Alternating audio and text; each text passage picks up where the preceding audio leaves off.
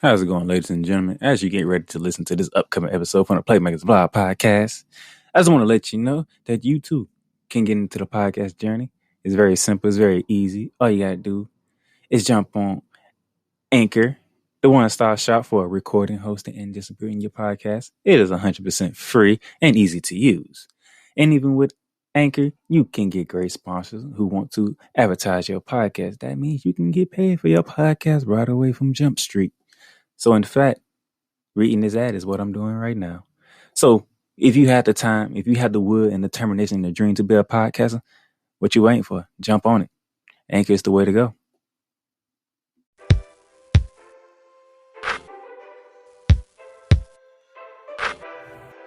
You ready? I'm ready. The Playmakers Bar Podcast present Hoops Talk, hosted by Darnell the Playmaker Salins. NBA, college basketball, playoffs, March Madness. No matter what, we talking hoops, man. Let's get it.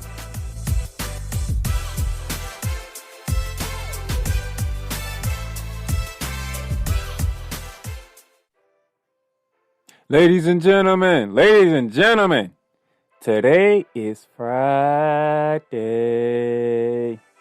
which means it's your episode of Hoops Talk, May 21st, 2021. And tomorrow, the fun begins, because tomorrow is the NBA playoffs. But we do have one game to preview.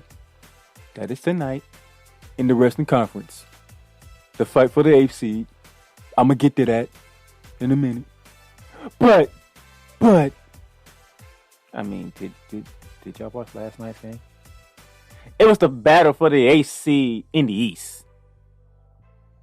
Washington, D.C. was the site. The Wizards at home coming off that disappointing loss to the Boston Celtics, as we all know already. 118-100, where Jason Tatum dropped 50. I mean 50 on the Wizards. Kemba Walker added 29 to go along with the 50 from Jason Tatum.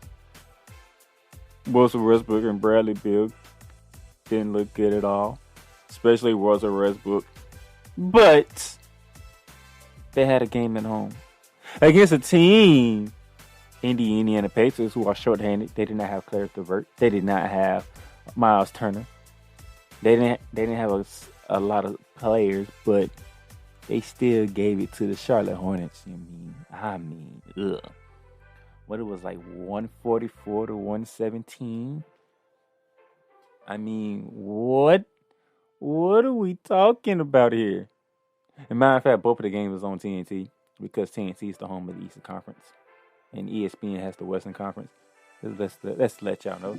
But yeah, so Indiana destroyed Charlotte, send them home packing. Washington didn't showed up for the first half, but forgot to show up in the second half against Boston and allowed Jason Tatum to score 32 of his 50 points in the second half, and they got beat by 18, which led to last night in DC. Wizards, Pacers won against the AC, and the first round matchup with the Philadelphia 76ers, who was the top seed in the East. And in this game right here, what can I say? Oh, I know how to say this because I posted it on social media. Indiana thinking right now, is this how the Hornets felt Tuesday night? Yes! Y'all beat the brace off them, and Washington did the same to y'all. 142 to 115, the Wizards over the Pacers. It wasn't even close. It wasn't close at all. I mean, the first quarter was good, Washington was up 30 to 29 after the first quarter, 1 point game. Looked like we was going to have a good one. And then they went on a 16-0 run in the second quarter, and then they outscored them 36-23 in the second quarter, and they took a 14-point lead at halftime, and they never looked back since. I mean, talking about coming out in the third quarter and dropping 48, like you was already up 14, then you outscored them 48-31. Now you going into the fourth quarter with a 31-point lead already. 31-point lead going to the fourth quarter. Ain't even matter what the Indians did in the fourth quarter. They weren't going to come back from that. It was over. I mean, it's a bonus. Had a triple-double, 19 points, 11 boards, 10 assists, but he fouled out. Won a good game from him. Broadening had 24 to lead the Pacers, but I mean, Bradley Beal 25 points, 5 boards.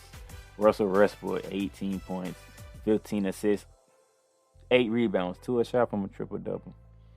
Roy Hachimura 18 points. I mean, these boys was getting it. What can you say? It was something to behold for the Wizards. I said that the Wizards was gonna bounce back. They bounced back. I had a feeling, man. It was just what it is. They got to go home.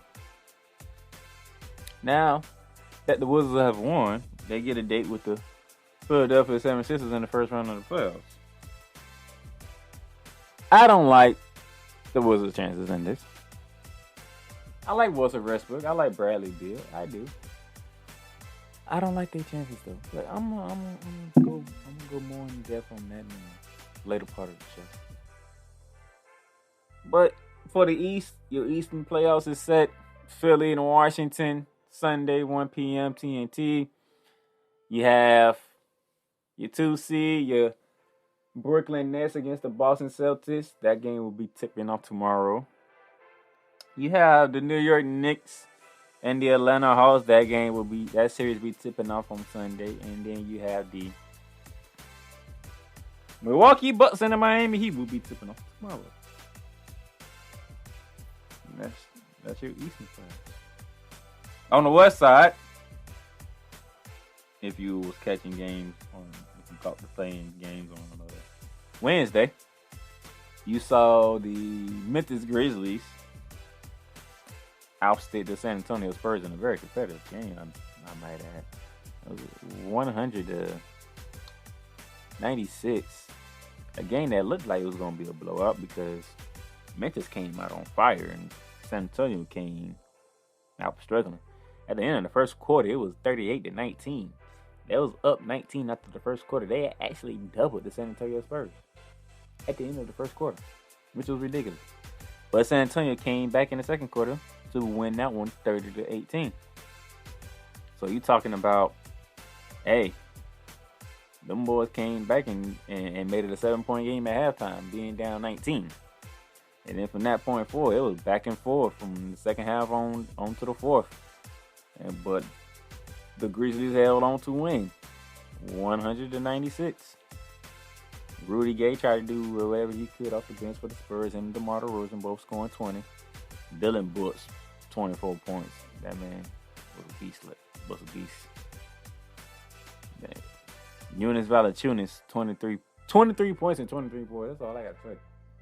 We know who dominated the inside. Valanciunas with 23 points, 23 boards. For every point he got, that was a rebound to go along with it. Morant, 20 points, 6 boards, 6 assists. I mean, exciting game to watch. It was a good job by the Grizzlies. Second consecutive year that the San Antonio Spurs have missed the playoffs. This is the first time in 45 years this has happened. That shows you the consistency of Pop in the Spurs organization. The consistency. It took them over 2 decades to finally miss the goddamn playoffs. And it took them 45 years to miss it back-to-back years. The consistency of Pop and the San Antonio Spurs is remarkable. That's why I call him the best NBA coach to ever coach. This is why I call the San Antonio Spurs the Pittsburgh Steelers of basketball. The consistency is there. They are always here at this point in time. Now, when does Pop hang it up is the question. Because I think it's about time. Pop, you have done this a very long time. You undoubtedly go down in the NBA Hall of Fame and most likely going down one of the greatest coaches to ever coach the NBA. To me, you're number one. Yeah, I know Phil got, about 8 rings? No, 11 rings. Sorry. He has three feet in the repeat. I know he has 11, but I mean, Pop, the consistency with Pop is remarkable. I mean, Phil Jackson missed the playoffs before Pop missed the playoffs. Let's just think about that.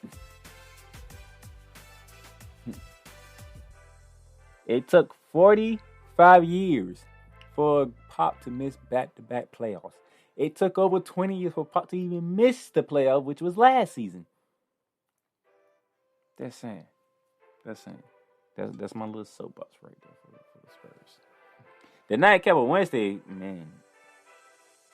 I know most of us on the East Coast couldn't stay up to watch this because we're on the East Coast and this game didn't finish too well after midnight. We're talking about close to 12:30, 12:45. But man, and it was the marquee matchup of the entire play-in games. To be honest, the marquee matchup of the entire play-in tournament was in LA. The defending champs hosting most likely the MVP of the season.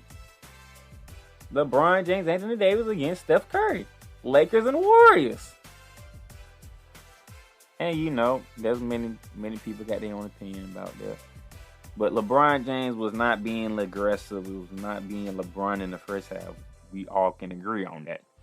Whether it was mentally, he on an ankle, or was he resting? There's so many different opinions out there. But we know LeBron wasn't LeBron in the first half. AD was struggling. Dennis Schroeder was struggling. And the Warriors was on it. It was on it. I mean, they was up. You know, let me see here. They was up 13 and a half because Steph Curry hit a 3 at the buzzer, being triple team. Caruso was on him, and here come Anthony Davis, and here come, I think, Contarius Caldwell-Pope, and he shot the ball, and then it made me fall out my seat because I'm like, this dude just got triple team. He still beat the buzzer. This is ridiculous. I can't stop saying ridiculous with this man because this man is ridiculous. Steph Curry is a ridiculous man. Like the word, I need a new word. Somebody give me a new word for him. I need a new word from Steph Curry. I can't. The word ridiculous just doesn't fit anymore. Because he does this every game. Since he's been in the league. It's just, I need a new word. Anybody give me a new word to describe Steph Curry because I can't keep saying ridiculous. It's too redundant. Anyway, back to the game. Lakers got to turn around in the third quarter. You know, taking that 13-point lead and making a 2-point deficit going into the fourth quarter. And then it was a battle. It was a battle. I mean, despite Steph Curry dropping 37 and hitting 6 threes on these boys, I mean, Steph Curry was doing his thing. It was Anthony Davis came alive to finish off with 25 points and 12 boards, and then LeBron James when you needed it most. LeBron James. Yeah, he had a triple-double. 22 points, 10 assists, 11 rebounds, but that wasn't it.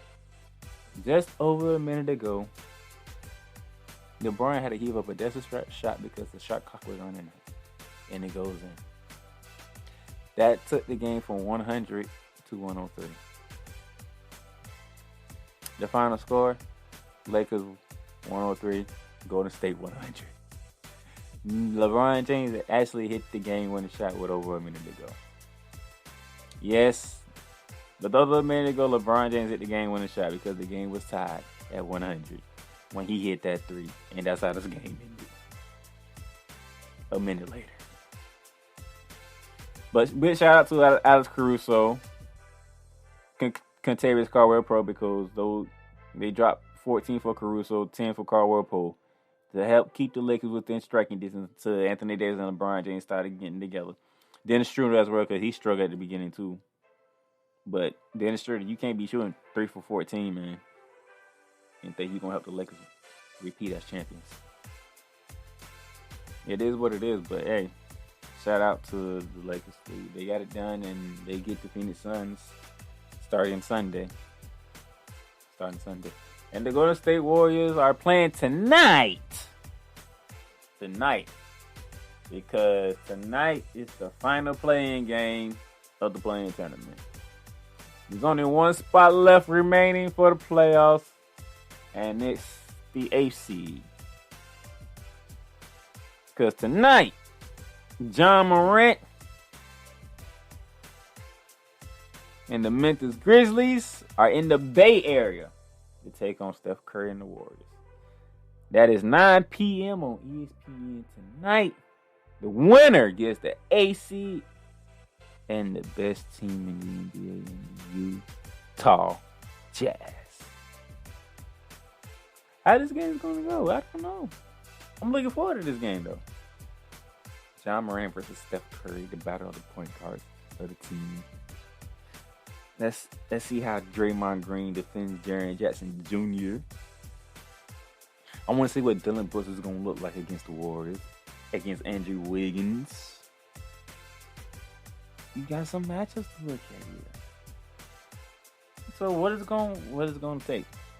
It's going to take the Memphis Grizzlies playing a complete team effort. Valanciunas is going to have to probably duplicate what he did to the Spurs to dominate the inside on the Warriors. But Kevon Looney might have something to say about that. Kevon Looney's a good defender. But what I'm saying is, they can't just rely on Ja Morant. They just can't rely on Ja Morant. Dylan Brooks going to have to do what he did. Valanciunas going to have to dominate the inside. They're going to have to help Morant, because if it's just Morant versus Steph Curry is going to win that match. I'm guaranteeing it. If it's just between Morant and Steph Curry is winning, which means the Golden State Warriors are winning. So it's going to be a complete team effort for the Grizzlies to take out the Golden State Warriors. Now, last time they met. I want to say they met on the 15th. Was it the 15th? Nope, it was not the 15th. They met on the 16th. And it was the battle to see who was going to get the 8th seed. In that game, the Warriors won 113 to 112. And Steph Curry dropped 46 points. Valanciunas had 29 to lead the Grizzlies. But look, Ja Morant, 16 points, 9 assists. 16 points, 9 assists. That's what he had. But Steph Curry, 9 threes for 46 points, 9 assists, and 7 rebounds. You can't make this stuff up. The Grizzlies don't want a repeat of that. They better remember what happened Sunday and make sure Steph Curry don't do what he did to them tonight. So, hey, I'm looking forward to it to win against the Utah Jazz. I would love to see a returning Donovan Mitchell, if he's returning, against a Steph Curry. I would love to see that. I would love to see Ja Morant versus Donovan Mitchell. I'm intrigued by both battles anyway. So I'm just looking forward to this game. And then, once you get done with that, then we'll be set for the playoffs. And so, like I said, the winner of tonight's game on ESPN at 9 p.m. gets the 8th seed and the Utah Jazz. Then you got, that will be tipping off on Sunday. Then you got the Phoenix Suns against the reigning, defending NBA champions, the Los Angeles Lakers. That game will be tipping off on Sunday. Also on Sunday, you have. No, take that back. Nope, I'm messing up. Let's just do the rest of your Western playoffs. So I said the winner of tonight's game against the Utah Jazz. The Phoenix Suns against the Lakers. You have the Denver Nuggets taking on the Portland Trail Blazers. It's the Joker, Nikola Jokic versus Damian Lillard, Dame Dollar. In that matchup, you have, and then the final matchup in the West, you have the Los Angeles Clippers versus the Dallas Mavericks. the LA Clippers versus the Dallas Mavericks. We remember what took place in the bubble last season. We know that the Clippers escaped that series in 6 at injured Kristaps Porzingis, a harbor Luka Doncic, who still managed to hit a game winner on them in Game 4 while achieving a triple double. We knew how most people were thinking. Most people were thinking the Dallas Mavericks was the better team that series, but the Clippers got away. We remember this stuff. Now Luka gets another shot at the Clippers. This should be interesting. Now, if you didn't catch my post, because I previewed this series here. I previewed the Bucks Miami series. I previewed the Nets Boston series, and I previewed the Nuggets Blazers series. I previewed those series.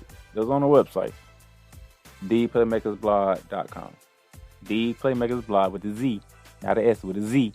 blog.com. theplaymakersblog.com.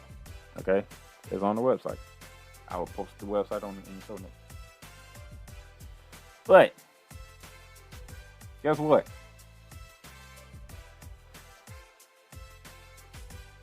I think the Clips got the better team this to go around. I really do. I mean, you bring in Serge Ibaka. You have a defender of the rim and a guy who can score the ball, who can shoot. That is a plus. And plus, you had another big man. You have 3 big men now. So that's good. Then, you still got Reggie Jackson, but you added Rajon Rondo. And in adding Rajon Rondo gives you a floor general so that Kawhi Leonard and Paul George don't have to dominate the ball as they used to. Which is even better. Because let's face it, Patrick Beverly, Reggie Jackson just struggled last year. But now you have a floor general in Rondo. And that means Rondo can put anybody, and I mean anybody, in great position to score the ball. I mean any position to score the ball. That's how good Rajon Rondo is. People don't give him the credit that he deserves. But as a point guard, Rajon Rondo is one of the best point guards in the league, along up there with Chris Paul. As a floor general, that's just facts. That's just face facts. Now, does he have some attitude problems? Yes, he does. Now, can he get carried away sometimes? Yeah, he can. But look, having Rajon Rondo on the team, it's a great thing for the Clippers. So yeah, we're gonna look forward to Luka trying to do some Luka magics, and Kristaps Porzingis hopefully can stay healthy. But the additions of Serge Ibaka and Rajon Rondo puts the Clippers above the Dallas Mavericks. You know what I'm saying? I think the Clippers gonna take that series. I really do. I got the Clippers winning that series. Now, for those of you who didn't get to the articles, I'm just gonna give you a quick synopsis of who I got winning these series. You know, I still got to preview the other series. Miami and Milwaukee rematch of the Eastern Conference Semifinals when Miami shocked the world, and Miami went on to go to the NBA Finals and eventually lose to the Lakers. That's not gonna happen this go around. Duncan Robinson, Tyler Hero hasn't shown up the way that we wanted them to. Like Miami took a step back and Milwaukee took a step forward. The addition of Drew Holiday was definitely needed in the offseason, and then mid-season you added PJ Tucker. Yeah, I like Milwaukee in 6. I'm gonna give respect to my boys in Miami and give them 2 games. I like Milwaukee in 6. Just to be clear. What other games taking place tomorrow? We have we got the Boston Celtics and the Brooklyn Nets. It's playoff time. According to sources right now, the big 3 are healthy, ready to go. That means Kyrie, KD, and James Harden are all ready to go. A team that scores 118 points per game this season, and you telling me Boston Celtics without Jaylen Brown, who have to lean on Jason Tatum, Kemba Walker more to score 120 just to beat this team? I don't see it happening. They might get a game or 2. It goes no further than 6, and the Brooklyn Nets is going to take them. It's going to take out the Boston Celtics. I'm sorry. Brad Stevens, you're underachieved. I gotta put this out there. Brad Stevens, the Celtics, you're underachieved. We expected more from you guys. We expected more from the Boston Celtics. And this is the result that you give us, and this is something that you're gonna get because you underachieved. You getting taken out by the Brooklyn Nets. Ain't no more than 6 games. This series will not go more than 6. Actually, I'll kind of be surprised if it does go 6, but I love Jason Tatum that much. I love this team that much that I'll give them a 2 game. I'll give them 2 games. But best believe it's not going past this, and the Brooklyn Nets going to take them out. Because you can't score 120 points every game. Boston just don't have the firepower no more. Now, Brad Stevens, if you play pitches a little bit more, if you put Aaron Fournier in good positions, you might can get up there. But you haven't been playing Peyton Pritchard. Peyton Pritchard is another scorer, man. Peyton Pritchard is a scorer. Play him more. But I don't see it going past 6. I'll be surprised. I'll be surprised if they do get past 5, to be honest. But the Brooklyn Nets gonna take them out. That's no ifs, ands, or buts about it. And on the west side, because tomorrow you have the Denver Nuggets taking on. Also on the west side, you got the Denver Nuggets taking on the Portland Trail Blazers. That's the nightcap. That's tomorrow's lineup. So you'll be starting off with Miami, Milwaukee, then Dallas and the Clippers, Brooklyn and Boston. Then you finish it off tomorrow with Portland and the Nuggets. Dame Dollar, man, he wants his respect. Dame Dollar, he wants the Blazers to get their respect. Rightfully so. I love Dame Dollar, CJ McCullough, Carmelo Anthony. Good team. I love it. The problem is, man, you can't always be at the bottom half of the team of the season, man. You can't be 5th, 6th, 7th, and 8th, man. You just can't. Because when you're 5th, 6th, 7th, and 8th, you're playing the top 4 teams. So you gotta go against the Denver in the first round. Or last year against the Lakers in the first round.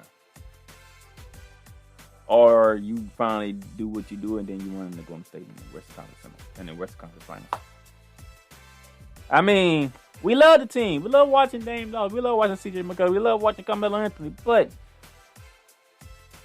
you gotta punch somebody big lights out. And I'm sorry, I don't see y'all punching the Denver Nuggets lights out. Jokic, an MVP candidate. Michael Porter Jr. is coming to his own because this man has become the second best player on that team since Jamal Murray is done for the season. You got Aaron Gordon to help you out. You still got Paul Millsap. I mean, this team is deep.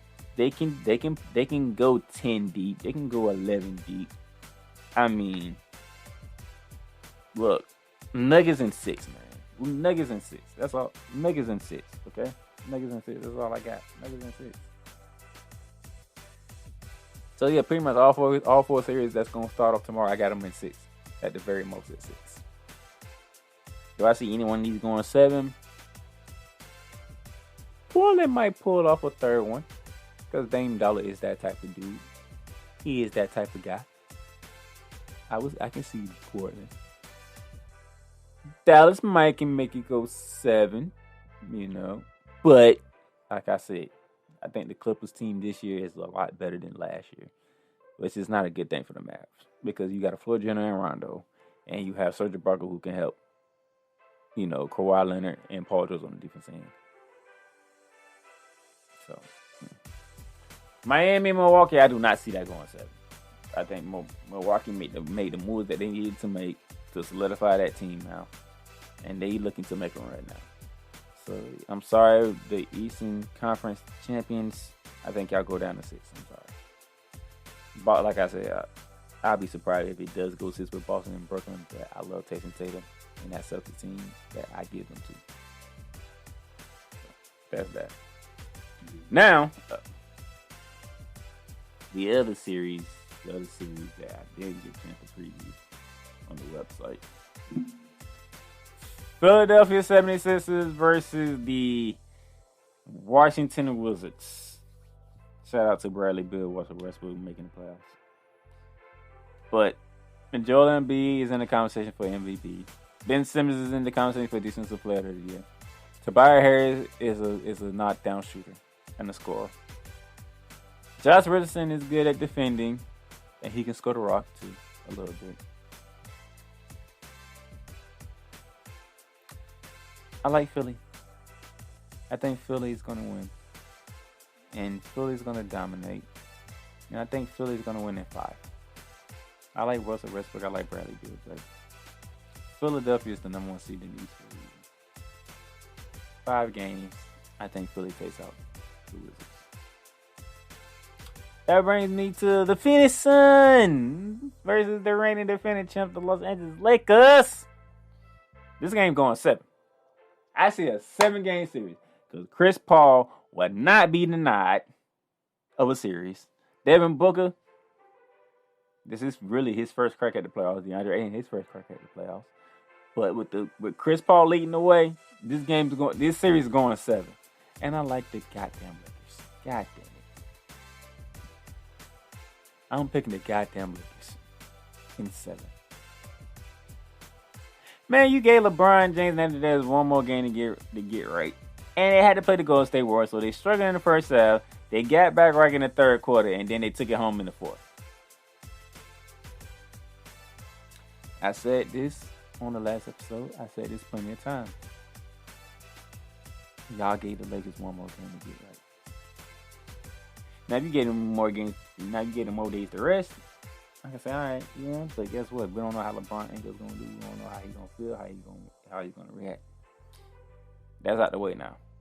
He has 4 days of rest now, about 3.5 to 4 days of rest now for Sunday's matchup with the Phoenix Suns. Devin Booker, Chris Paul, DeAndre Ayton, this is the team here, and Mikal Bridges. These boys out here are balling.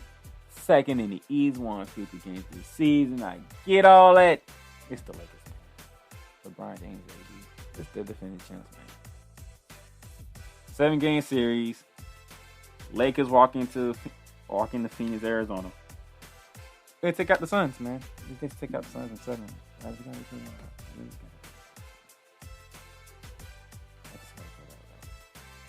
Then we have this series here. Yeah, this series don't go 7. I'm gonna be highly ticked off. The Atlanta Hawks against the New York Knicks. The 4-5 matchup in the East. Trae Young, Clint Capella, and the crew with Lou Williams, Sweet Lou, taking on Julius Randle, R.J. Barrett, Derrick Rose, and the Knickerbockers. Woo! Madison Square Garden gonna be jumping Sunday, boy. First game back in the playoffs and who knows how long. And y'all got home court advantage too. That means game 7 is gonna be in Madison Square Garden. Ooh, man, Trae Young's a baller, man. Can't compare he do things like we know about Sweet Lou Williams. We know the man can scope it, but most improved player of the year, Julius Randle, who should be first NBA All-Team. Derrick Rose has revitalized his career. That means this man coming off the bench and dropping 20 to 25 points a game. R.J. Barrett has his moments. He should have more of them, but he has his moments. You know, quickly can put the ball in the bucket at a high clip at times. I like the Knicks in 7. I'm taking the New York Knicks in 7. I like the Knicks, man. I like Atlanta too, but I gotta give it to the Knicks, man. The Knicks getting out the first round. Stephen A. Smith, Nick Russell, Mark Roberman, celebrate. The Knicks are getting out of the first round. According to me. The games have to be played. But 7-game series, I like the Knicks. And then, you know, I have to wait and see who wins tonight's game before I can preview the Utah Jazz and whoever wins this game. Because if it's the Grizzlies, I like Utah in 6. But if it's the Golden State Warriors, I got to think long and hard on that one. Because Steph Curry is that dude who can take over a series by himself. We have seen him do it, and we know he's capable of still doing it. So I have to wait and see him. I have to wait and see. But with that being said, you know, a little longer episode than usual because had to recap what took place in the play-in tournament, preview tonight's last play-in game, and then preview the playoff series, man, because it's playoff time. It's win and go home mode now. Who's going to step up and who's going to be disappointing?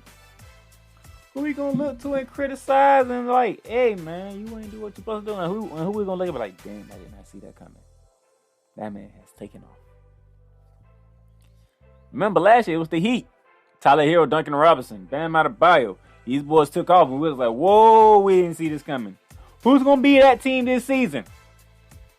And who's going to be the Milwaukee Bucks and like, yo, man, this is the second year in a row that y'all have disappointed us. What team's going to be disappointed when which team going to be like, damn, we didn't see that coming. This is where we at.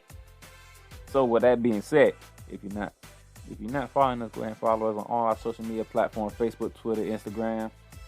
All those will be dropped in the show notes. Like I said, subscribe to the website to keep up with the articles that I'm dropping for these NBA playoffs. So go ahead and subscribe to the website, theplaymakersblog.com. That'll be in the show notes. So with that being said, from Jacksonville, Florida, on this Friday, May 21st, 2021, Darnell, the Playmaker Silence. I am signing off until next week for more Who's Talk to talk some more playoffs. Catch y'all guys later. Woo. I hope you guys enjoyed that episode as much as I enjoy bringing it to you. So if you want to stay updated and know when new episodes of Hoop Salts come out, subscribe and follow to the podcast. You can do this on Google Podcasts, Spotify, Speaker.com, or any of your favorite platforms, including iTunes/Apple Podcasts. And for those of you who are listening on iTunes and Apple Podcasts, go ahead and drop a rate and review of the podcast to let us know how we're doing and how we can improve. And for those of you who want to see any other podcasts that we got going on, go ahead and subscribe to our website, theplaymakersblog.com, and you can see all the podcasts that we do. Until next time for Hoops Talk, it's your boy, the Playmaker Darnell Silence, signing off.